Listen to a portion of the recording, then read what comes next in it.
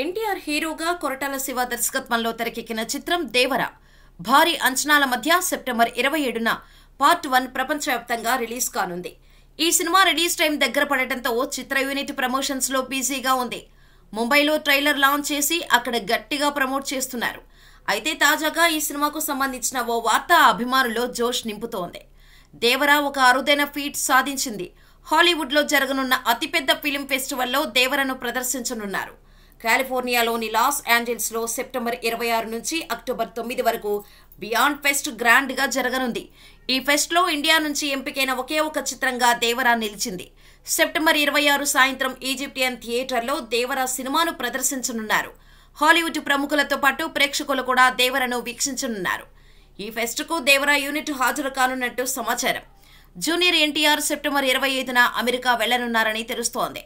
Premiere show తిలకించడంతో పాటు fans ని NTR address చేస్తారంట. ఆ తర్వాత మీడియా సమావేశంలో పాల్గొంటారని తెలుస్తోంది. చాలా మంది హాలీవుడ్ సెలబ్రిటీలు బియాండ్ ఫెస్ట్ లో పాల్గొంటారనే మాట వినిపిస్తోంది. కాబట్టి దేవరకు హాలీవుడ్ రీచ్ కానుందనే చెప్పాలి. ఇదిలా ఉంటే యుఎస్ లో ఒకరోజు ముందుగానే దేవర మూవీ ప్రీమియర్స్ వేయబోతున్నారు. ఈ ప్రీమియర్ షోలకి భారీ స్థాయిలో అడ్వాన్స్ బుకింగ్స్ జరుగుతున్నాయి. ఇప్పటికే ప్రీమియర్ షోల అడ్వాన్స్ బుకింగ్స్ టికెట్స్ 30,000 దాటేయగా రిలీజ్ కు 17 రోజుల ముందే $1 మిలియన్ మార్క్ క్రాస్ చేసింది. దీంతో దేవర ప్రీసేల్ బుకింగ్స్ లోనే రికార్డులు సొంతం చేసుకుంది.